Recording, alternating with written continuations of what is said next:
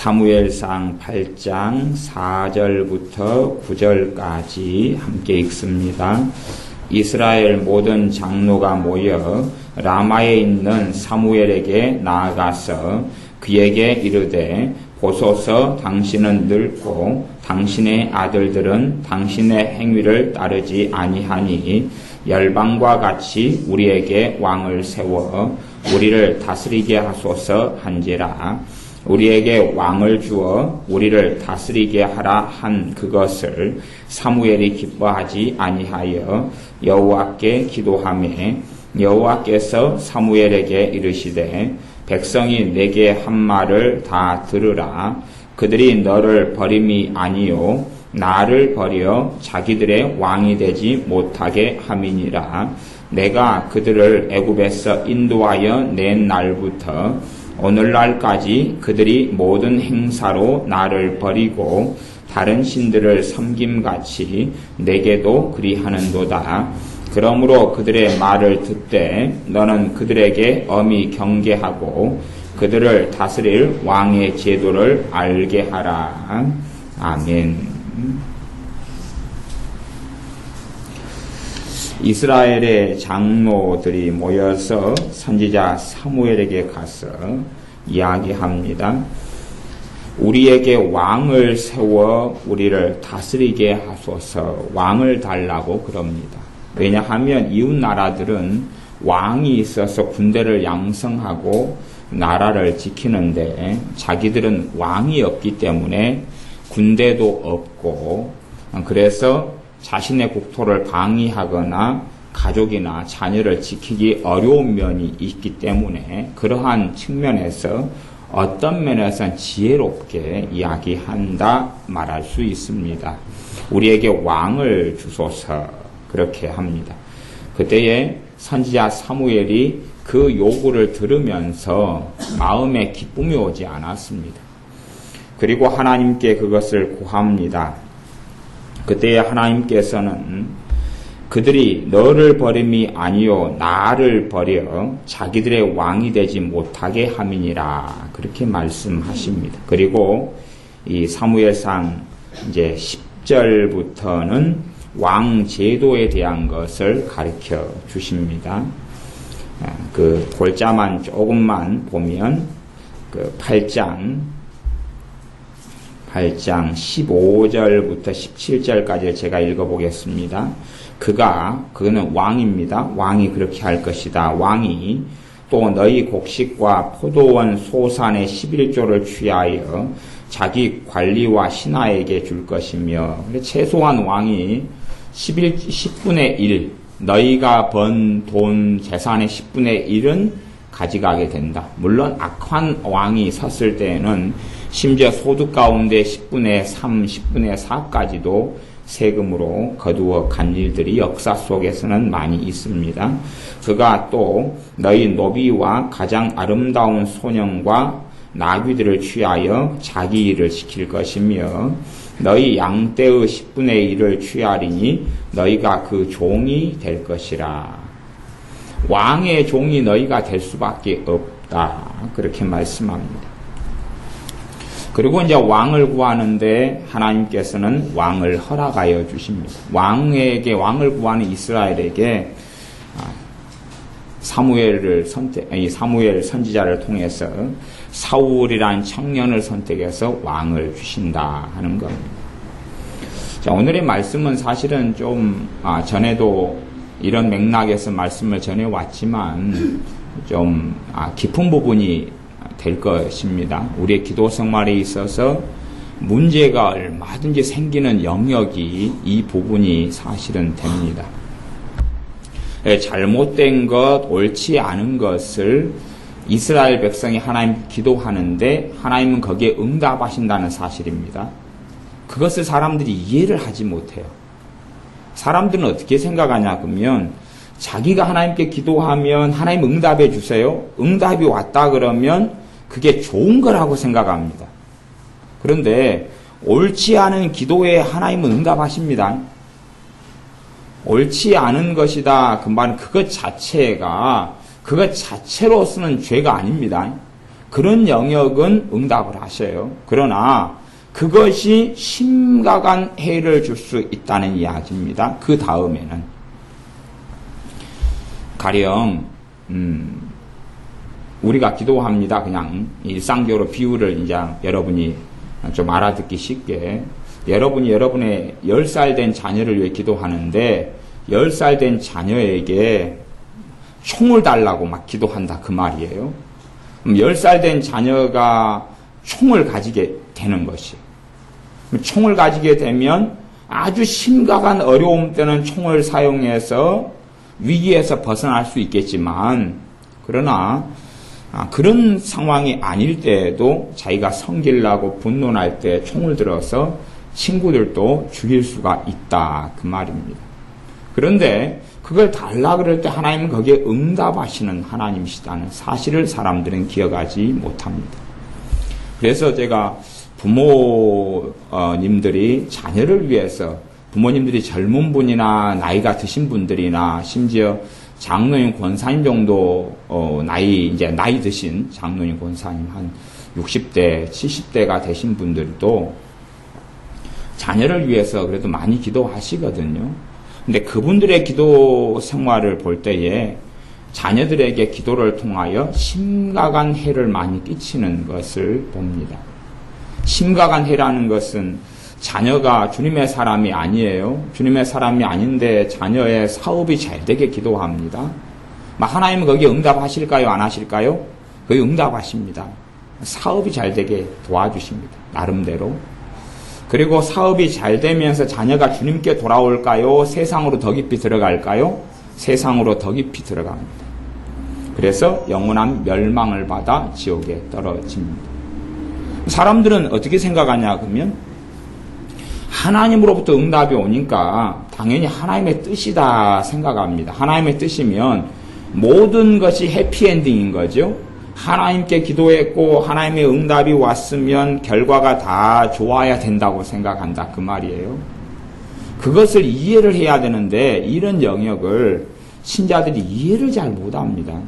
자기가 기도하는 것이 과연 바르고 옳을까를 살펴보질 않아요.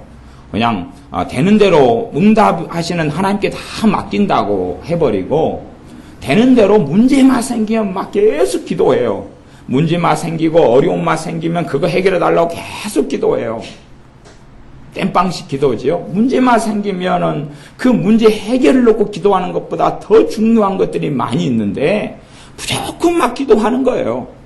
하나님께서는 그 열렬한 기도에 응답을 하셔서 그걸 풀어주시지만 그걸 통하여서 큰 어려움과 더 큰 비극 속에 들어갑니다. 문제는 그때 생겨나는 문제인데 그때 기도하면 응답이 없습니다. 자, 그 내용이 이제 몇 절에 나오냐 그러면 사무엘상 8장 18절입니다. 이 사무엘상 8장 18절의 말씀을 좀 이해를 해야 됩니다. 사무엘상 8장 18절.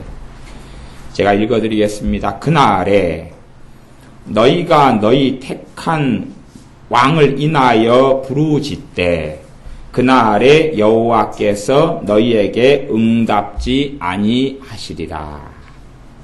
그날에는 뭡니까? 이제 왕을 통해서 도움을 받고 왕을 통해서 군사를 준비하고 말하자면 좋은 왕이 세워진 거예요. 좋은 왕이 세워질 때는 얼마나 좋습니까?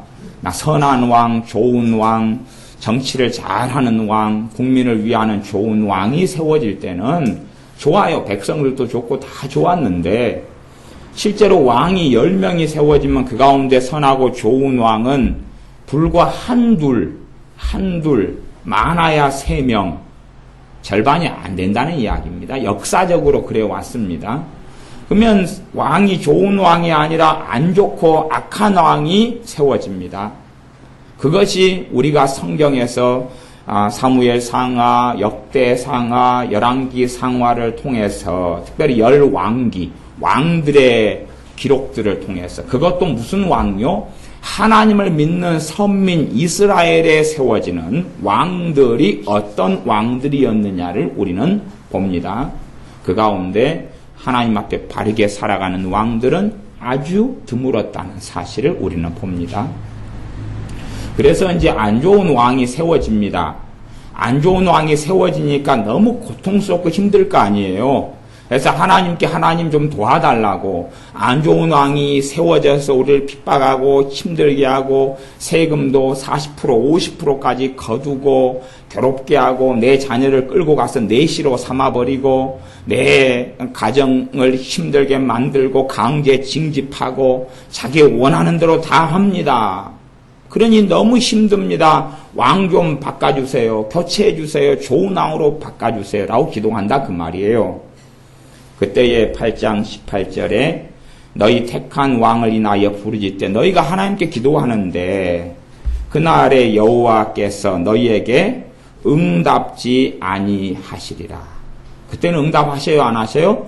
응답지 아니하신다 그 말입니다.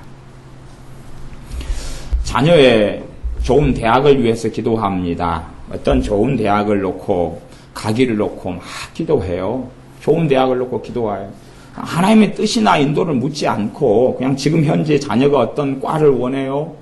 근데 점수가 될랑말랑 그래요. 그래서 그 과를 놓고 막 열렬히 기도하니까 될랑말랑한데 하나님의 응답을 받아가지고 그 좋은 과를 들어갔다 그 말이에요. 그러니까 와 하나님 찬양드립니다. 감사금도 냈어요. 하나님 얼마나 감사한지 좋은 과를 들어가게 하셔서 너무 감사하다고. 하나님 응답해 줬으니까 그게 굉장히 좋은 거라고 생각하잖아요. 좋은 과를 들어가니까 과 동기부터 아니면 교수들부터 악하고 좋지 않은 사람들이 그 안에 포진하고 있습니다. 그리고 그 자녀의 인생을 무너뜨려 버립니다. 이게 사람들은 좋은 대학을 들어갔어요. 좋은 과를 들어갔어요. 열렬히 기도했어요. 응답받았어요. 들어갔어요. 자녀가 비극과 비참함 속에 들어갑니다. 그때 하나님이 응답하셔가지고 그랬는데 하나님 응답하신 건 맞는데요. 누가 구해서 응답한 거냐 그러면 그 고3 자녀를 둔 부모가 기도해서 하나님 응답해 준 거거든요. 그런데 사람은 어떤 걸 까냐 그러면 하나님 응답하셨으니까 거기에 하나님의 뜻이 있겠다 생각하고 하나님께서 응답하신 거니까 여기가 좋은 자리라고 생각한다 그 말이에요. 그래서 자녀가 어려움을 가지고 이제 하소연하고 고통을 겪을 때 부모가 또 기도합니다. 하나님 좀 도와달라고. 그때 하나님 응답하신다고요? 안 하신다고요? 안 하신다는 이야기입니다. 이걸 이해를 하지 못해요. 그래서 제가 요약을 해가 이야기하면 하나님께서는 우리가 원하는 것을 주시는 분이다. 그렇게 말하죠. 하나님께서는 우리가 원하는 것을 주시는 분이십니다. 그러나 대가를 치루어야 합니다. 하나님께서는 우리에게 순종을 요구하실 수 있는 최고의 주권자이시지만 우리에게 순종을 강요하시는 분은 아니십니다. 우리에게 순종을 요구하실 수 있는 최고의 주권자이시지만 우리에게 순종을 강요하시지는 않습니다. 그래서 우리가 하나님께 뭘 구하고 그 다음에 그것이 옳지 않고 좋지 않는 것일 때 응답은 받지만 그로 인하여 반드시 대가를 치루어야 합니다. 제가 그 결혼도 그러더라고요. 청춘 남녀가 상대방을 좋아하고 사랑하니까 그 서로 상대방을 배우자로 얻도록 하나님께 기도를 하는 사람들을 많이 봤습니다. 그래서 이제 결과가 결혼하게 됐죠. 이게 제가 어떤 몇 년 전인가 한 4년 전인가 어떤 청년이 누구를 어떤 자매가 지나가니까 가리키더라. 어떤 집회할 때에 목사님 제가 저 자매를 제 배우자로 하나님께 달라고 지금 기도하고 있습니다. 그러더라고요. 그래서 하여튼 좀 정신을 좀 차리라 그랬습니다. 근데 정신은 빠져버리면 정신은 못 차리잖아요. 어쨌든 간에 이제 더 깊게 이야기할 문제가 안 되어서 그러면은 어떤 사람을 자기 배우자로 자기 남자로 자기 여자로 달라고 막 열성교로 구하고 기도할 수 있어요. 거기에 하나님 응답하셔요. 그 다음에 이제 구덩이에 빠집니다. 건져달라고 기도해요. 하나님은 안 건져주신다 그 말이에요. 이런 문제를 사람들이 이해를 하지 못합니다. 여기에 이 왕을 구하는 기도에 있어서 그냥 특별한 문제라거나 혹은 이때가 BC 지금 한 몇 년 정도 되냐 그러면은 1100년 이 정도. 그러니까 지금으로 하면 한 3000년 전의 이야기입니다. 3000년이 된 이야기인데 단지 3000년 전에 일어난 사건이 아니고 지금 신자들의 삶에도 계속되어지는 일이다 그 말입니다. 계속되어지는 일이다 그 말이에요. 그래서 어떤 문제가 생겨서 그 문제의 해결만을 놓고 기도하는 것은 참으로 어리석습니다. 요한 1서 5장 4절에는 그런 말씀이 있어요. 그 뜻대로 주님의 뜻대로 하나님의 뜻대로 무엇을 구하면 들으심이라. 하나님의 뜻대로 구하면 들으심이라. 근데 그 말씀을 주셨는데 그 말씀을 잘 해석해야 되는데 잘못 해석하는 사람들도 너무 많아요. 편의적으로. 무슨 말이냐 그러면 응답이 있으면 뜻이고 응답이 없으면 뜻이 아니다. 그렇게 해석하는 사람들이 많아요. 뜻대로 구하면 들으시니까 뜻이 아닌 건 응답 안 하셨을 거고 뜻인 것은 응답하셨을 거다는 성경을 좀 이상하게 해석을 하지만요.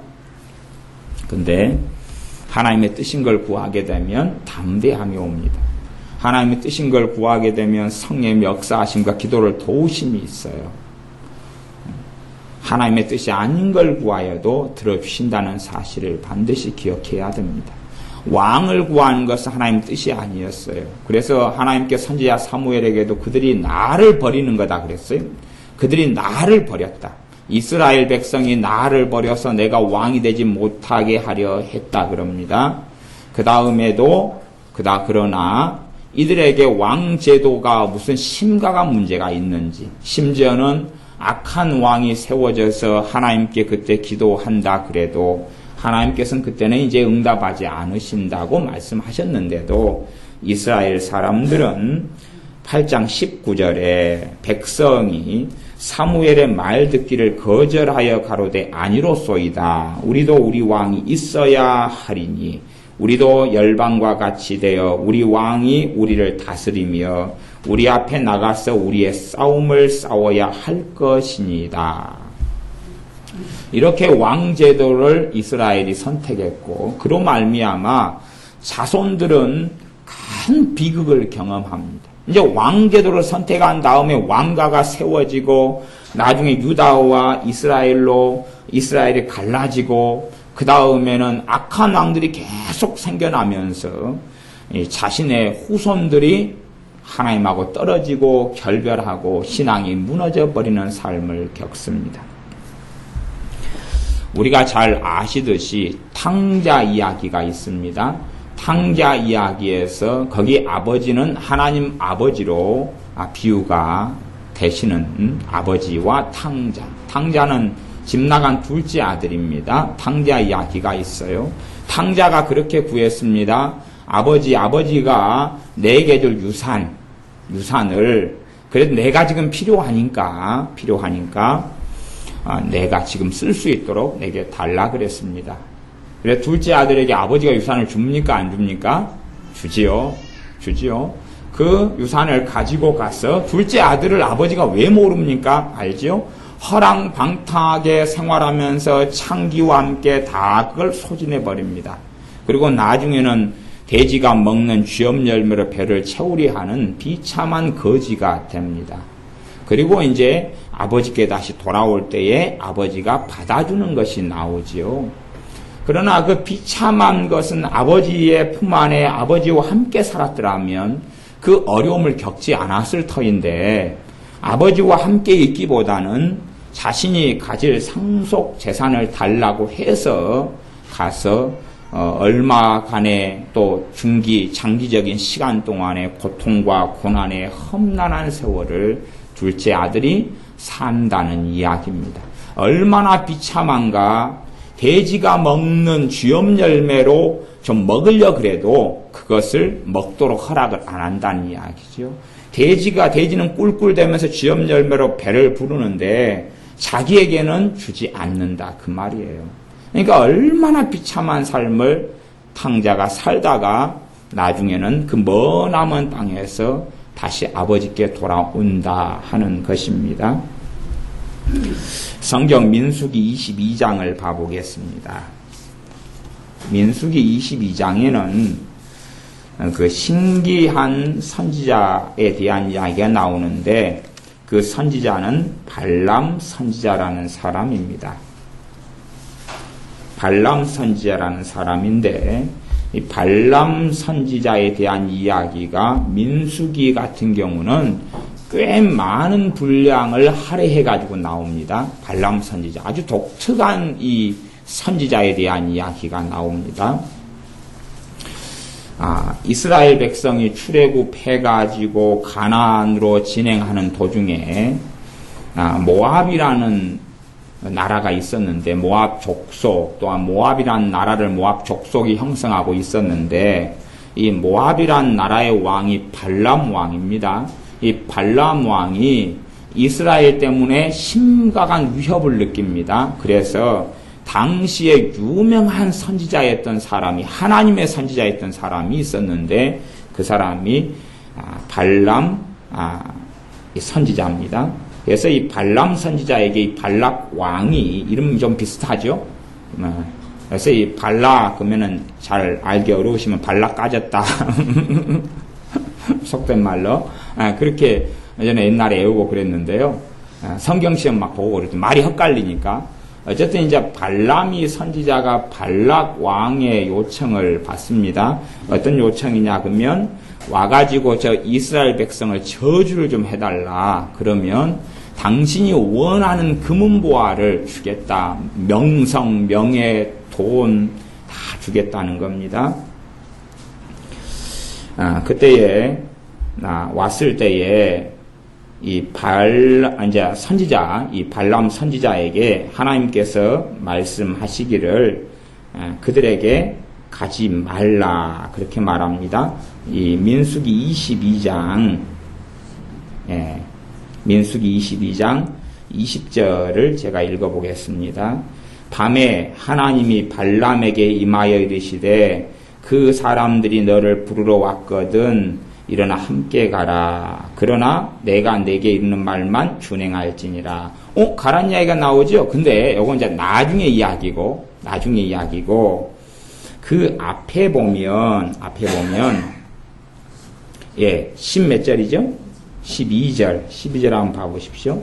12절에 보면 하나님이 발람에게 이르시되 너는 그들과 함께 가지도 말고 그 백성을 저주하지도 말라. 그들은 복을 받은 자니라. 그럽니다. 그들은 복을 받은 자니라. 함께 가지도 말고 그러지요. 근데 이 발람 선지자 마음 안에는 뭐가 있냐 그러면요. 부귀영화가 있습니다. 부귀영화가 있어요. 발람 선지자가 가고 싶어요? 안 가고 싶어요? 가고 싶어요. 가고 싶어. 그래서 하나님께 알아보리라 그럽니다. 맨 처음에 이 발락 왕, 모압 왕 발락 왕이 신하들을 보내가지고 선지자를 막 이렇게 유혹을 하고 많은 걸 준다 그럽니다. 그래서 이들을 유하게 한 다음에 하나님께서 뭘 말씀하시는지 들어보겠다 그랬는데 가지 말라고 그럽니다. 그 다음에 이 발락 왕이 더 높은 신하들을 보내서 더 좋은 조건을 제시합니다. 그때에 선지자는 내가 다시 하나님께 들어보겠다 그럽니다. 그러니까 하나님께서 말씀하시는 걸 들어볼 테니까 당신들이 오늘 여기서 잠자고 가라 그럽니다. 근데 하나님의 말씀이 뭐냐 그러면 너를 부르러 왔거든 일어나 함께 가라 그럽니다. 지금 누가 가고 싶은 거예요? 이 선지자가 가고 싶은 거예요. 발람 선지자가 가고 싶은 거예요. 가고 싶어 하니까 하나님은 가라 그럽니까? 가지 마라 그럽니까? 가라 그럽니다. 하나님 가라 그러시는 거예요. 이 선지자가 가가지고 나중에 무슨 일이 벌어지냐 그러면 죽습니다. 죽어서 어디를 갔냐 그러면 이 선지자가 지옥으로 떨어졌습니다. 악한 꾀를 내어서 이 선지자를 통해서 하나님의 백성들이 심각한 죄를 짓게 되었고 그리고 이 선지자는 하나님 앞에 선지자가 지위가 박탈되고 그리고 점쟁이 무당으로 전락했습니다. 그리고 이 선지자가 나중에는 무당 술사라 성경에 나오는데 무당 술사 발람으로 여호수아의 칼날에 죽임을 당합니다. 비참한 일을 당하고 이 사람이 이스라엘 백성들을 무너뜨릴 계교를 짜서 발락 왕에게 가르쳐 줍니다. 미디안 여자들을 통해서 제사를 지내고 이스라엘 남자들을 꿰가지고 와서 그들로 하여금 범죄하게 만들어서 스스로 하나님의 진노가 임하도록 하면 이스라엘을 무너뜨릴 수 있다는 계교를 이 선지자가 가르쳐 주게 됩니다. 그래서 이제 가는데 가라 그랬다. 두 번째 가라 그랬다. 가는데 그때에 나귀가 가는 것을 싫어하고, 왜냐하면 그 앞에 천사가 칼을 가지고 선지자를 죽이려고 하고 있기 때문에 그렇습니다. 그래서 여차 해가지고 이제 천사하고 하나님께 보내신 천사하고 대화를 하면서 이 발람 선지자가 22장 34절 35절에 있는데 제가 읽어보겠습니다. 발람이 여호와의 사자에게, 여호와의 사자는 천사인데, 말씀하되 내가 범죄하였나이다. 이제 가는 게 하나님의 뜻이 아니구나 그럽니다.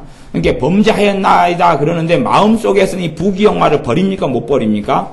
못 버리는 거예요. 칼이 무서우니까 살고 싶어서 내가 범죄했습니다 그러는 것이에요. 그러나 마음에선 버리질 못해요.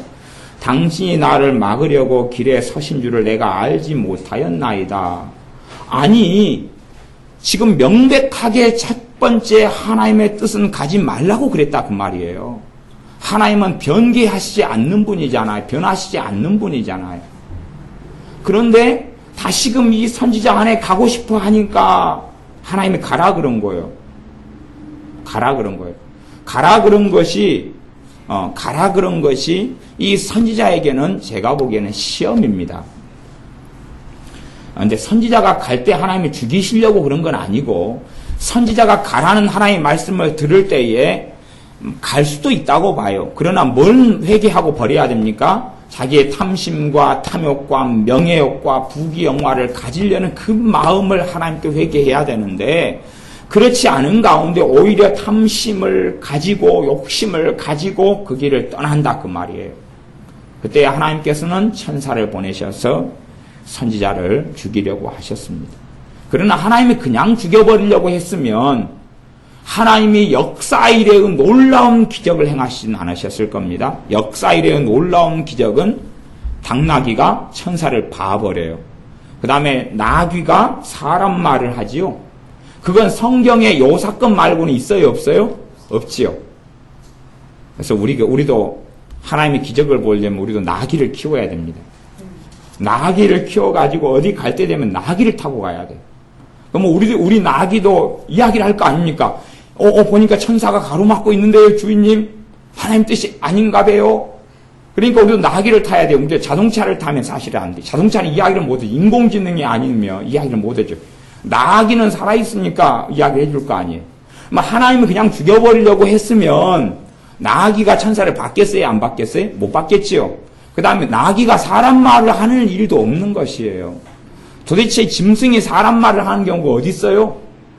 타락 전에 에덴 동산에서는 있었는데 뱀을 통해서 마귀가요.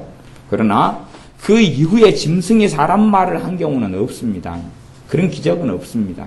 우리 주님께서 나귀를 타시고 입성하셨을 때에도, 예루살렘에 입성하셨을 때에도 그 나귀가 사람 말을 하지 않았습니다. 사도들이 이 어린 나귀를 데리러 오니까 어린 나귀가 나로 하여금 예수님을 태우게 하시려고, 주님 태우게 하려고 데리러 오셨군요. 반갑습니다. 악수 한번 합시다. 그렇게 말한 적이 없다 그 말이에요. 근데 이제 이 발람 선지자 여기에서 멈췄어야 돼요. 그러나 발람 선지자 마음 안에는 발락 왕이 가고 싶어요? 안 가고 싶어요? 가고 싶어요. 가고 싶어요. 34절에 보면, 그래서 당신이 길에서 나를 막으려고 서 있는 줄 내가 알지 못하였나이다. 당신이 이를 기뻐하지 아니하시면 나는 돌아가겠나이다. 이게 자기 마음 안에는 지금 가고 싶어요. 거기에 하나님의 응답이 옵니다. 가라고요. 가라고. 35절 여호와의 사자가 발람에게 이르되 그 사람들과 함께 가라. 내가 내게 이르는 말만 말할지니라. 발람이 발락의 귀족들과 함께 가니라. 가라 그러잖아요. 가라. 그 다음부터 이 잠깐 동안은 발람 선지자가 미친 일을 하지 않지만, 그래서 이스라엘을 축복하고 막 그러지만 그 다음 스토리가 이어져요. 그리고 이 사람을 통하여 악한 계교가 나가지고 자기가 선지자 지위가 박탈되고 무당술사가 될 뿐만 아니라 이스라엘의 많은 사람을 지옥으로 보내버립니다. 그리고 하나님의 심판이 임해서 하나님께서 친히 이스라엘 백성들을 진노하셔서 많이 죽이십니다. 그리고 그것을 통하여 이 모압 족속이 하나님의 진노를 받아서 하나님의 극심한 심판을 받아 무수히 죽어나갑니다. 이 연결 다리가 되는 사람이 발람이라는 선지자입니다. 가고 싶어 하니까 하나님은 보냅니까? 안 보냅니까? 보내십니다. 하지만 간 걸로 선지자 인생도 잠깐은 살아남았지만 거기서 인생이 끝나버립니다. 그 이야기입니다. 다시 성경 출애굽기로 가보겠습니다. 출애굽기에 가시면 만나와 메추라기를 먹은 사건이 나옵니다. 만나와 메추라기 사건. 몇 장에 있습니까? 16장에 있죠? 16장. 만나와 메추라기 사건. 네, 만나와 메추라기 사건. 출애굽기 16장 4절을 제가 읽어보겠습니다. 4절 때에 여호와께서 모세에게 이르시되 보라 내가 너희를 위하여 하늘에서 양식을 비같이 내리리니 백성이 나가서 일용할 것을 날마다 거둘 것이라. 이같이 하여 그들이 나의 율법을 준행하나 아니하나 내가 시험하리라. 그리고 12절 내가 이스라엘 자손의 원망함을 들었노라. 그들에게 고하여 이르기를 너희가 해질 때에는 고기를 먹고 아침에는 떡으로 배부르리니 나는 여호와 너희의 하나님인 줄 알리라 하라 하시니라. 저녁에는 메추라기가 와서 진에 덮이고 아침에는 이슬이 진 사면에 있더니. 이들이 고기를 원합니다. 이스라엘 백성이 먹을 걸 원하고 고기를 원합니다. 고기를 원해서 하나님께서는 이들에게 고기를 주십니다. 고기를 주셔도요, 상상할 수 없이 어마어마한 양의 고기를 주십니다. 그 고기를 주시지만 그걸로 끝이 아닙니다. 성경에는 이제 요 본문 말고 시편이나 이런 본문을 통해서 아마 시편 한 102편 정도에나 있지 않을까 싶은데요. 요 사건의 전말이 구약에도 좀 나와 있고, 그 다음에 성경 여기저기에 이 사건의 내용이 나와 있습니다. 이들이 고기를 구하는데 고기를 구하는 걸 통해서 하나님의 심판이 임하는 것이 나옵니다. 시편 78편에가 있네요. 시편 78편을 제가 읽어 드리겠습니다. 시편 78편 27절부터 제가 읽어 드리겠습니다. 저희에게 고기를 티끌같이 내리시니 곧 바닷모래 같은 나는 새라. 그 진중에 떨어지게 하사 그 거처에 둘리셨도다. 저희가 먹고 배불렀나니 하나님이 저희 소욕대로 주셨도다. 소욕대로 뭐냐면 욕심대로 그 말이에요. 고기를 먹고 싶은 거예요. 그래서 원망하면서 고기 달라는 거예요. 그러니까 하나님께서 뭘 주십니까? 고기를 완전히 쏟아부어 주십니다. 메추라기라 그러는데 새들이 막 진중에 떨어지고 주변에 꽉 차가지고 얘네들 날아서 못 도망가는 것이 그냥 잡으면 돼요. 잡으면. 그래갖고 욕심대로 막 먹는 것이 얼마나 좋습니까? 고기 달라 그러니까 하나님이 고기를 주죠. 그 다음에 30절 저희가 그 욕심에서 떠나지 아니하고 저희 식물이 아직 그 입에 있을 때에 저희들이 원망하고 하나님에 대하여 우리가 애굽에 있었을 때에는 이렇게 잘 먹었는데, 근데 그것도 거짓말이고 애굽에 있었을 때 지금 이 사람들은 하나님께 살려달라고 부르짖었습니다. 너무 고통스럽다고요. 그래가지고 하나님께서 노예에서 해방시켜 자유인이 되게 하시고 여정을 통해서 하나님이 주신 적과 꿀이는 땅으로 가는 여정에 이들은 거꾸로 이야기합니다.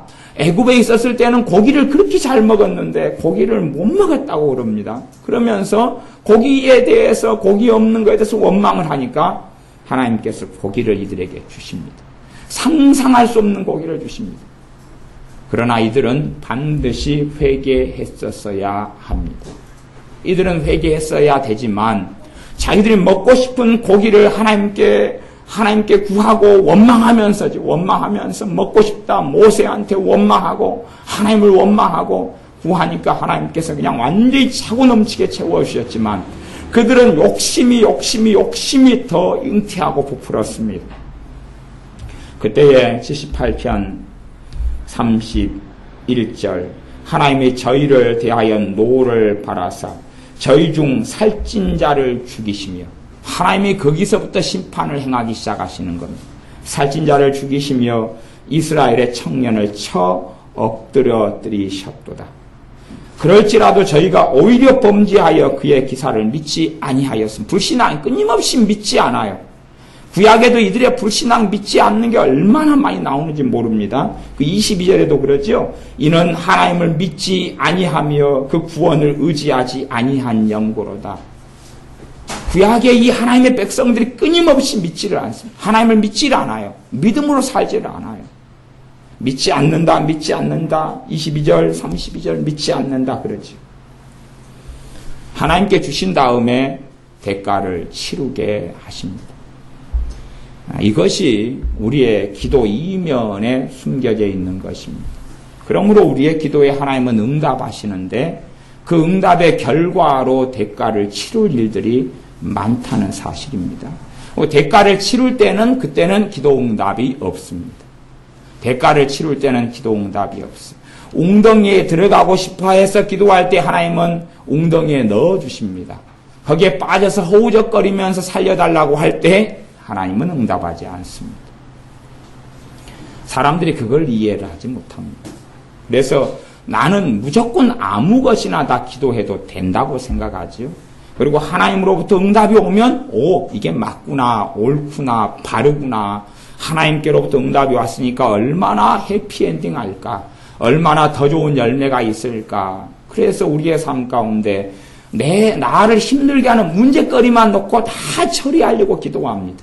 오늘 문제가 2개 생기면 그걸 놓고 기도하고, 내일 1개 생기면 그걸 놓고 기도하고, 모레 또 1개 생기면 그걸 놓고 기도하고, 5개 생기면 그걸 놓고 기도하는 것이. 대신 뭔 없냐? 그럼 인내는 없어. 너희 인내를 온전히 이루라. 그건 없어. 어떤 문제거리가 그것보다 더 심각한 원천적인 어떤 문제가 있다는 건 생각하지 않고, 우리가 당장 어렵고 당장 힘들고, 또 부모 눈에는 내 자식이 힘든 것이 있으면 기도를 통하여 힘든 뭔가를 치워주려고 그래요. 그런 식의 기도를 부모들은 굉장히 많이 합니다. 자기에게 있는 문제는 좀 참지만 내 자식에게 무슨 문제가 있다 그러면 그걸 치워주려고 그래요. 치워주려고 그래요. 그것을 통과하고 걸어가야 되는데 그걸 치워주려고 그래요. 성경에 보면은 너희가 서로 너희 짐을 지라 이런 말씀이 있어요. 너희가 너희 짐을 지라 그 말씀이 하나가 있고, 또 다른 말씀은 너희가 각각 자기 짐을 짊어져라 하는 말씀이 있어요. 각각 자기 짐을 짊어져라, 너희 짐을 지라, 서로 짐을 지라, 각각 자기 짐을 짊어져라. 짐에는 헬라어로 2가지 단어가 있습니다. 한 가지 단어는 뭐냐 그러면 우리가 들고 다니는 가방처럼 이렇게 내가 들 수 있는 짐, 이 짐은 자기 걸 자기가 져라고 이야기했고, 또 하나는 내 혼자서는 들 수 없는 짐이 있어요. 냉장고 한 540리터, 600리터 냉장고처럼 우리 혼자 힘으로 들 수 없는 짐. 그 짐은 서로 짐을 짊어져라 나와 있습니다. 그런데 이제 자녀도 한 10가지 자기가 들 수 있는 짐을 짊어져야 돼요. 그래 인내심이 만들어지고 책임성이 만들어지고 그럴 거 아니에요. 10가지 자녀도 10가지 짐을 져야 되고, 엄마는 좀 어른이니까 예를 들어 20개의 짐을 짊어져야 돼요. 그런데 자녀가 10가지 짐을 지는 훈련이 안 돼 있으면 10가지 짐을 질 때에 자녀가 힘들어하고 고통스러워 하겠죠. 그래서 내 짐 10개 중에 엄마가 한 5개 좀 져줄 수 없어 하고 떠넘기를 좋아합니다. 뭐 엄마는 너무 사랑이 많고 인자로워서 그래 그러면 너 거 5개를 내가 짊어져 주마. 그래서 엄마는 25개, 사랑하는 아들 딸은 5개. 그래가지고 살아갑니다. 하지만 그 자식도 엄마 나이가 되거나 그렇게 어른이 되면 못해도 20개는 짊어져야 됩니다. 그런데 5개만 짊어지고 살다가 5개도 무겁지요. 점점 편해지고 싶잖아요. 엄마 몇 개를 더 짊어질 수 없어. 이 5개 가운데 몇 개가 힘드니까 하나님께 기도 좀 해줘. 이거 짐 좀 없애달라고. 홀가분하게 가고 싶은 거죠. 어떤 사람도 10개의 짐을 짊어지고 있고 이쪽 사람도 10개의 짐을 짊어지고 있습니다. 그러면 그건 각자 자기가 짊어져야 될 자기 십자가입니다. 그래서 주님께서는 자기 십자가를 지고 주님을 따르라 그랬습니다. 그런데 나도 10개, 상대방도 10개인데 이 악하고 이기적이고 강팍한 사람은 내가 10개를 짊어지는 걸 다 짊어지기 싫어합니다. 그래서 2개, 3개, 4개를 주변 친구에게, 부모에게, 형제에게 떠넘겨버리는 것이. 그걸 원해요. 편하고 싶으니까 자기가 져야 될 짐을 떠넘기는 스타일을 원해요. 그러면 떠넘겨달라고, 좀 들어달라는 것이. 자기가 들 수 있는데, 들어도 사실은 좀 힘들죠. 훈련 안 할수록. 근데 들어달라는 것이. 그것을 들어주게 되면 그 사람은 점점 더 많은 요구를 합니다. 그걸 안 들어줄 때는 너가 왜 사랑이 없니, 식었니, 그럽니다. 성경에서는요, 각자 자기가 들 짐을 지는 것이 하나님의 뜻이고, 그에 대해서 관여하는 것을 하나님이 기뻐하시지를 않습니다. 각자 자기가 져야 될 십자가를 누가 대신 져줘버린다면, 주님은 그걸 기뻐하시질 않아요. 자기 십자가를 자기가 지도록 자녀를 양육하고, 또한 그렇게 돕는 이웃이 되어지고, 가족이 되어져야 됩니다. 근데 사람은 점점 편한 걸 원해요. 힘이 센 아이가 학교에 있어요. 힘센 아이는 자기 가방 들기도 싫어하죠. 그래서 힘센 아이의 특징을 보면요. 가방을 가만히 봐보세요. 그러면 덩치는 쬐깐하고 왜소한 아이인데 가방 안에 책은 잔뜩 들어가지고 하루에 그냥 헬스하는 아이도 아니고 키는 쬐깐하고 짝들만한 그 빼빼단 아이가 가방에 책을 잔뜩 들고 막 학교로 허헉거리고 갑니다. 초등학교 아이들 잘 봐보세요. 그런데요, 덩치가 좋은 아이들이 있어요. 덩치 좋고 있는 아이들은요, 가방이 홀쭉하고요, 가방 열어보면 도시락밖에 없어요. 아니면 간식밖에 없어요. 아무것도 없습니다. 가방이 텅 비었습니다. 덩치도 없고 등발 좋은 아이는 가방이 보면 홀쭉하고 아무것도 없어요. 덜렁덜렁 필통 하나만 들었어요. 나머지는 다 학교에 놔두고 다닙니다. 학교에 놔두고 다닌다는 이야기, 집에 가서 공부하겠다는 이야기, 안 하겠다는 이야기, 안 하겠다는 이야기죠. 아니, 공부할 교과서를 들고 다녀야지 집에서 공부할 거 아니에요? 그런데 교과서는 하나도 안 가지고 다닙니다. 공부하지 않겠다는 거죠. 그리고 그 가방도 무겁다 그러는 거예요. 무겁다 그래가지고 오면 획 던지고 이리 던지고 이제 몇 개를 어쩔 수 없어서 들고 가야 되면 그거 들기 싫어가지고 친구한테 힘 세니까 약한 친구한테 내 가방 들어줘. 명령하고 안 들어주면 때릴 거야. 그러니까 이제 들어줘야 되고 그런 삶을 살게 되면 그 아이는 악인으로 전락해버리고 맙니다. 각자 자기가 짊어야 될 짐을 짊어져야 되는데, 근데 이제 문제는 부모 입장에서 이게 각자 자기가 해야 될 십자가라는 것을 알지는 못하고 막 기도해 줍니다. 힘들다 그러면, 오 주님 내 아들이 힘들다 그래요. 요거 좀 빨리 좀 없애주세요. 사람은요, 서면 앉고 싶고 앉으면 눕고 싶고 누우면 자고 싶은 거예요. 더 편한 것을 원해. 더 편한 걸. 자녀를 많이 편한 삶으로 인도해 주면 자녀는 더 편하기를 원합니다. 그래서 어릴 때 고생은 사서도 한다. 그런 이야기는 조상들의 큰 지혜로 하는 것입니다. 자녀를 어릴 때 되면 훈련을 시켜줘야 돼요.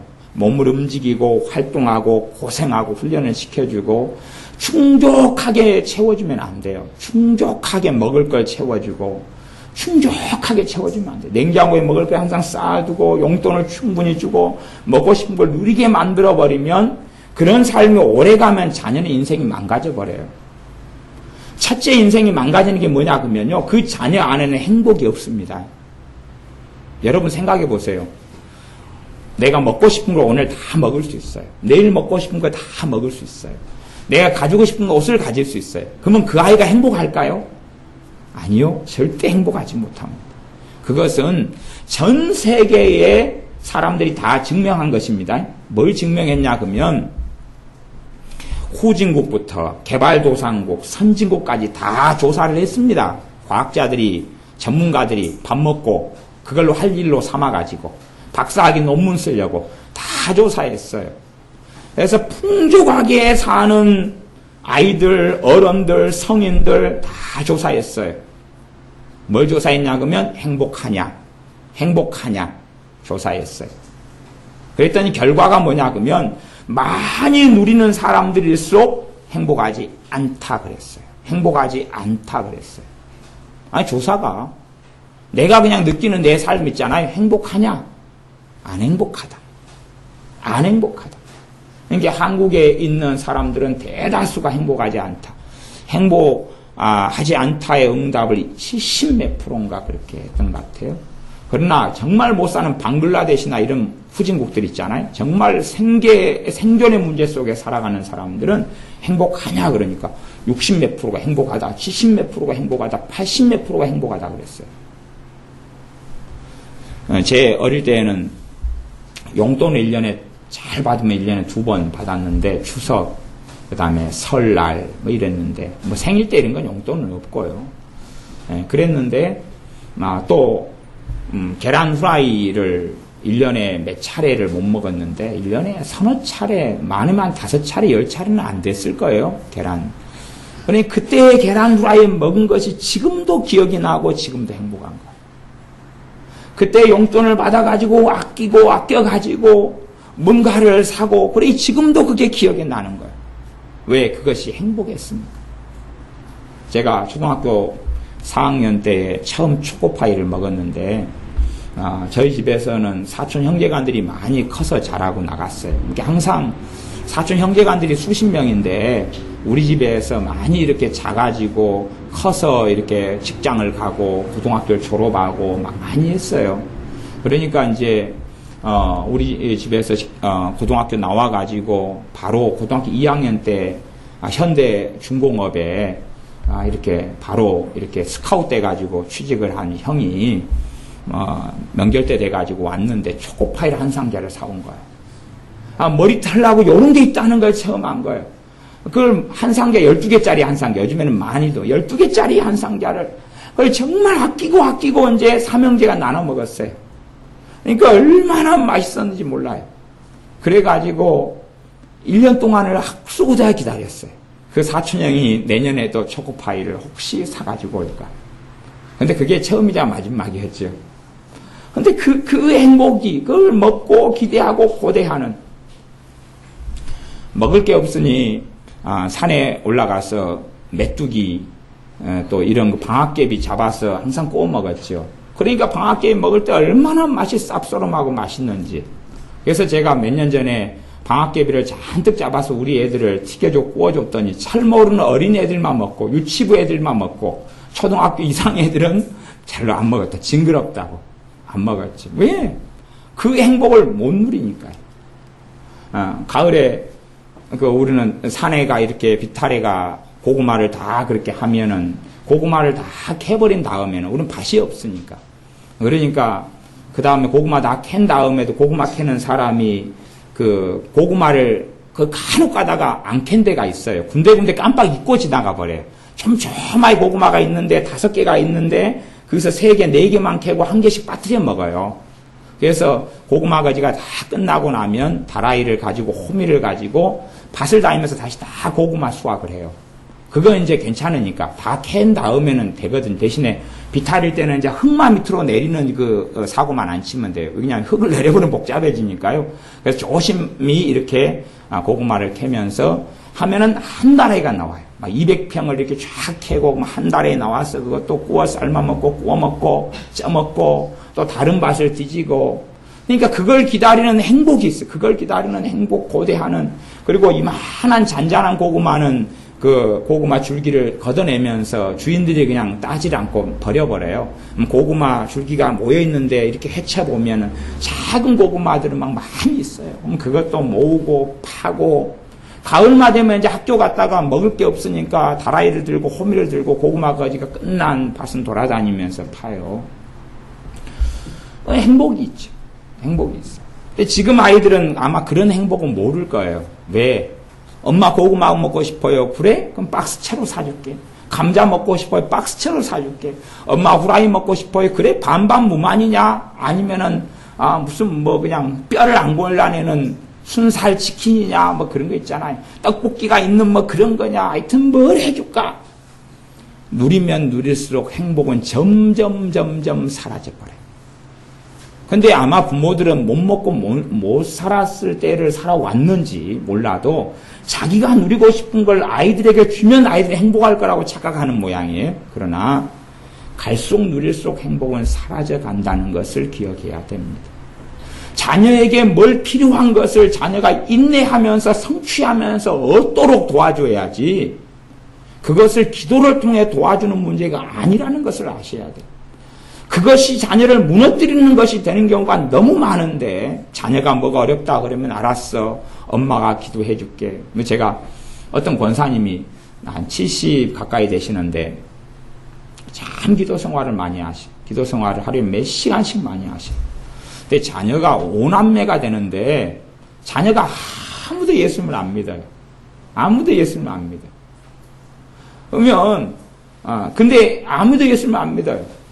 근데 어쨌든 엄마하고 친해요. 친해가지고 그래도 엄마가 기도하면 자기의 삶의 문제가 풀어지고 어떻게 한다는 건 알아요. 아니까 자기는 예수님을 안 믿어도 문제만 생기고 사업상에 문제가 있고 뭐에 문제가 있으면 또 자기 손주죠. 그러니까 손주. 자기 엄마의 손주에 뭐 어려움이 있으면 기도해달라고 항상 해요. 그러니까 그 권사님 기도생활을 많이 하는데 기도 제목이 많아요.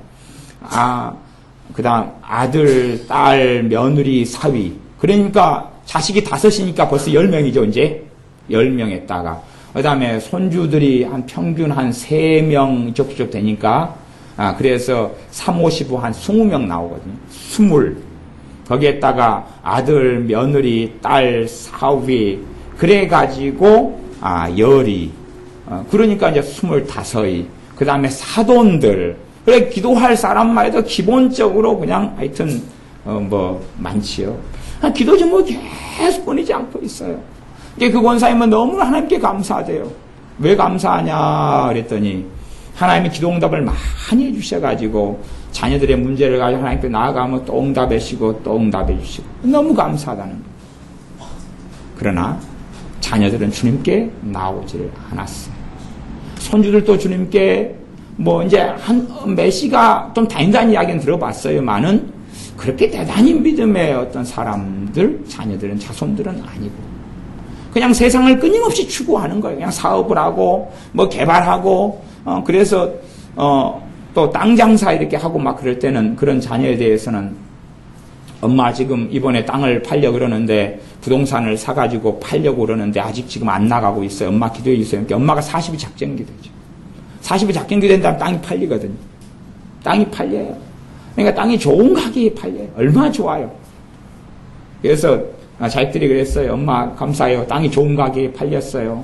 이번에 잘 팔려가야 잘 돼서 김서방이랑 이번에 유럽 여행 갔다 오기로 했어요. 한 2달, 3달 돌아다니다 올 거예요. 이번에 그래도 돈 잘 벌었어요. 주님께는 돌아오지 않습니다.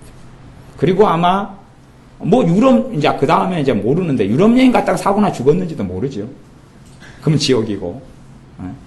그러니까 뭔가를 있으면 끊임없이 부모 입장에서 하나님께 기도만 하면 될 거라고 생각하는데 안 믿는 자녀를 위해서는요 하나님이 터치하실 수 있도록 그의 영혼만 놓고 기도해야 됩니다. 안 믿는 자녀, 안 믿는 가족을 위해서는 그의 영혼 말고는 기도할 게 없는 거예요. 괜히 먹고 사는 것 가지고 기도하고 뭐 가지고 기도하고 정말로 어리석은 부모들을 많이 만납니다.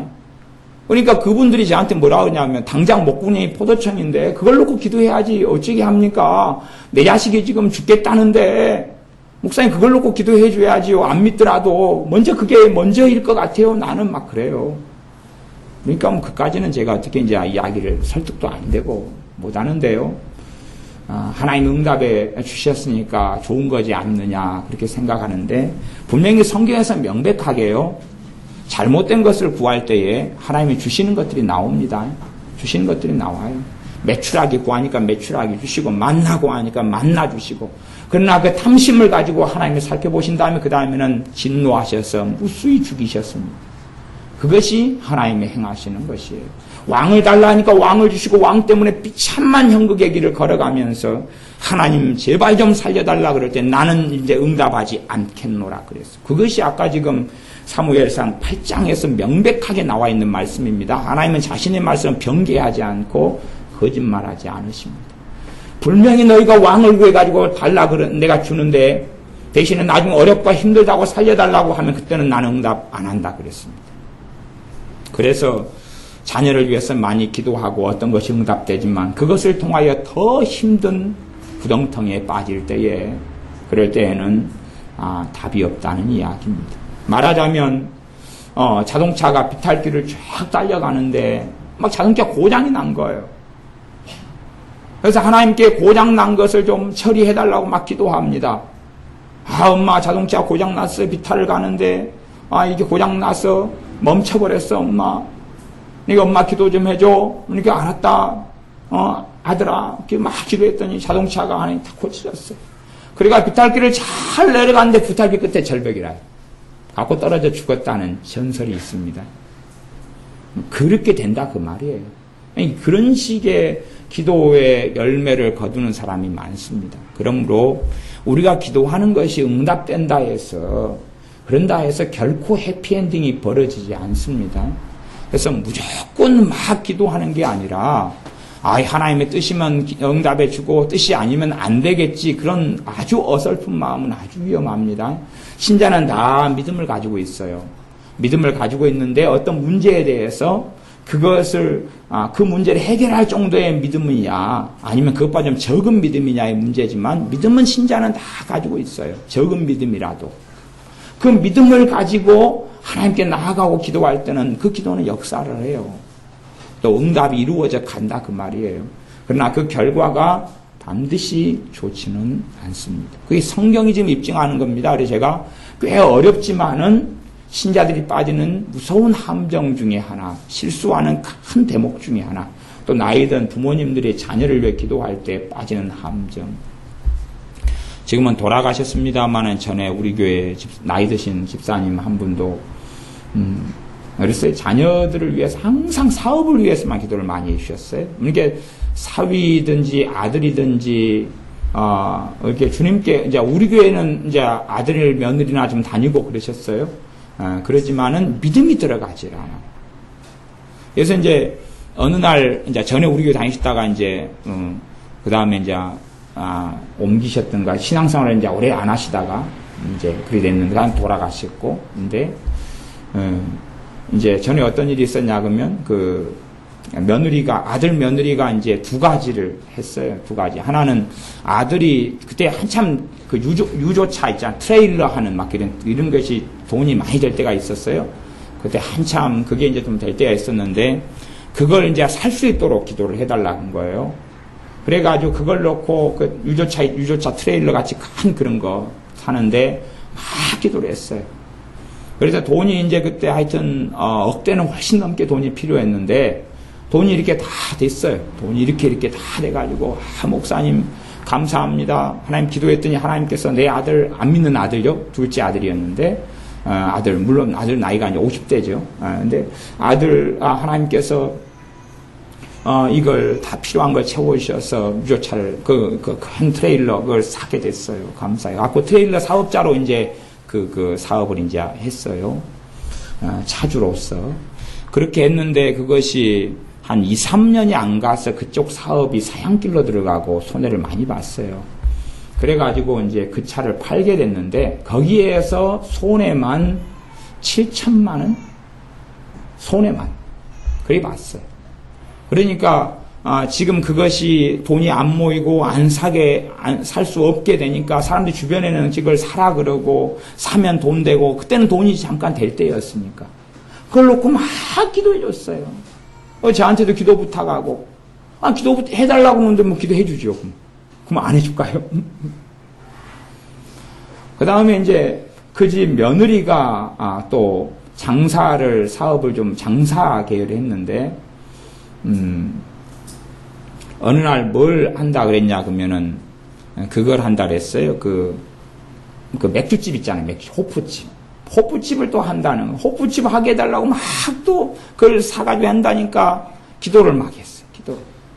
그래서 제가 그랬어요. 며느리한테 제가 직접 이야기했습니다. 호프집 해가지고는 큰 손해를 볼 겁니다. 하지 마십시오. 안 됩니다. 손해봅니다. 며느리가 그때 우리 교회 이제 참 다녔을 때란 말이에요. 손해봅니다. 하지 마십시오. 그런데 그 호프집을 하게 해달라고 그 엄마는 그렇게 기도하고, 시어머니죠. 같이 아들하고 며느리 위해서 그렇게 기도하고, 호프집을 결국은 구해가지고 얻었어요. 그러면서 며느리는 주님을 떠났어요.